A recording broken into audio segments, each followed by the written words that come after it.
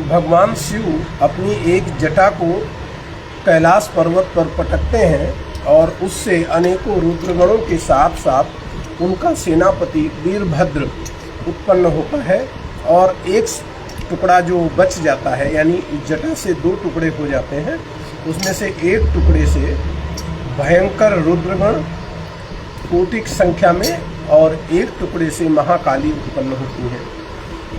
रुद्रगणों के साथ ही वीरभद्र, महाकाली और सभी रुद्रगणों ने भगवान शिव से प्रार्थना की कि मुझे कार्य बताएं कि आपने मेरे को किस लिए उत्पन्न किया है। भगवान शिव उनकी आराधना से प्रसन्न होकर कहते हैं कि यज्ञ को विध्वंस करना है, क्योंकि दक्ष को बहुत अधिक घमंड हो गया है कि वो इस यज्ञ का संरचनाकार है। ऐसी अवस्था में आप जाओ और यज्ञ को विध्वंस कर दो। कोई भी यदि बीच में आता है तो आप उसको भी ठिकाने लगा सकते हो। ये आज्ञा पाते ही वीरभद्र और महाकाली दोनों ही दक्ष के यज्ञशाला की ओर प्रस्थान करते हैं। वीरभद्र शिव आज्ञा पाकर शिव को पुनः नमन करते हैं।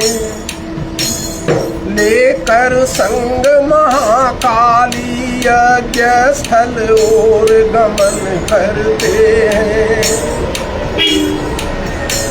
वीरभद्र और महाकाली दोनों यज्ञ स्थल की ओर जा रहे हैं।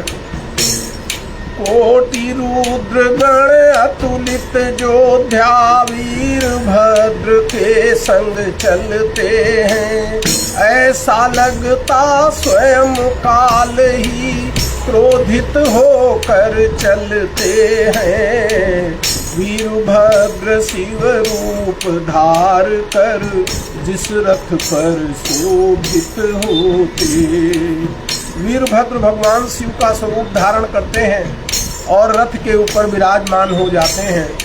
उस रथ की लंबाई 400 और उसके अंदर अत्यधिक अगणित संख्या में घोड़ों को जोता गया था। 55 थे 10 सहस्र हाथी शार्दूल मगर भी थे।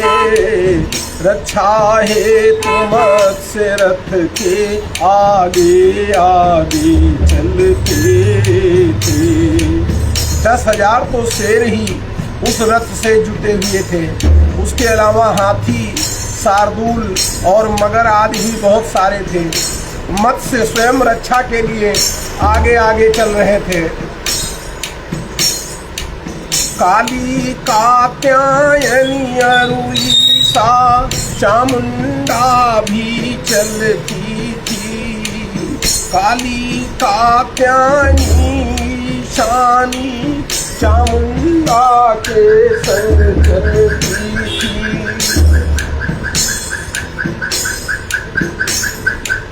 मुंड मर्दिनी भद्रा त्वरिता भी हो उनके साथ चली।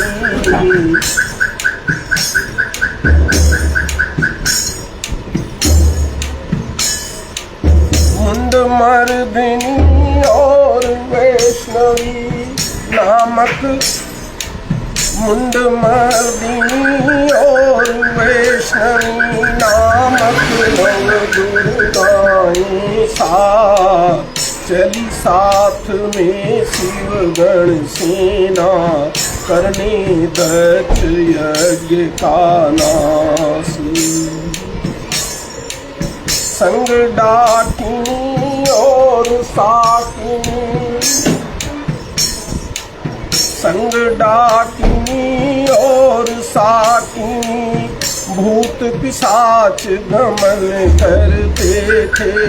चमक चटक पर पट गुहक कुष्मांड ब्रह्म राक्षस दिखते थे।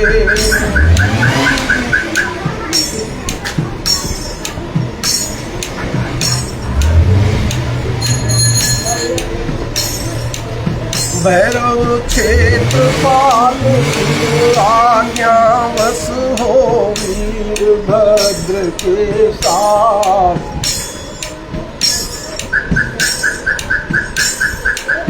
निकल पड़े थे दक्षराज के यज्ञ स्थल का करुणा।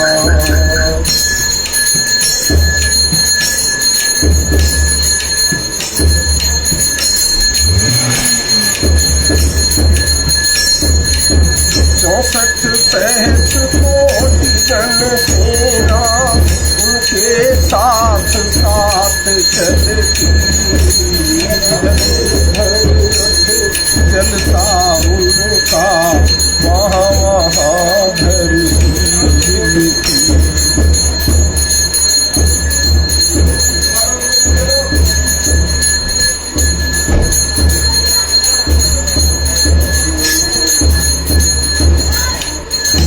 वहाँ भेड़ियों की ध्वनि चारों ओर सुनाई देती है।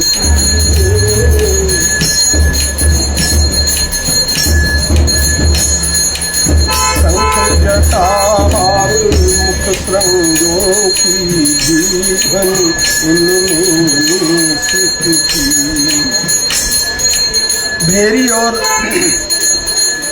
भेड़ियों की ध्वनि चारों ओर सुनाई देती थी। शंख जटाहार मुख श्रृंगों की भी ध्वनि उसमें मिली हुई थी। समय समय पर वो सींगों से भी ध्वनि का उच्चारण कर रहे थे और दक्ष के यज्ञ को नाश करने के लिए वो आगे बढ़ते हैं। वीरभद्र की और महाकाली की सेना जब आगे बढ़ती है, सुंदर शगुन हो रहे हैं चारों दिशाओं में और मंगल ध्वनि बजती है। हर हर महादेव। आज आपने सुना कि किस प्रकार वीरभद्र और महाकाली भगवान शिव की आज्ञा पर दक्ष के यज्ञ का नाश करने के लिए जाते हैं और अभी वो रास्ते में हैं लेकिन पहुंचने वाले हैं। कल के अध्याय में आप सुनेंगे यज्ञ मंडप में भय और विष्णु से जीवन रक्षा की प्रार्थना नामक अध्याय 34। आप सुन रहे हैं ज्योतिर्लिंग शिव मठ से शिव महापुराण का अध्याय 33। कल तक के लिए हर हर महादेव।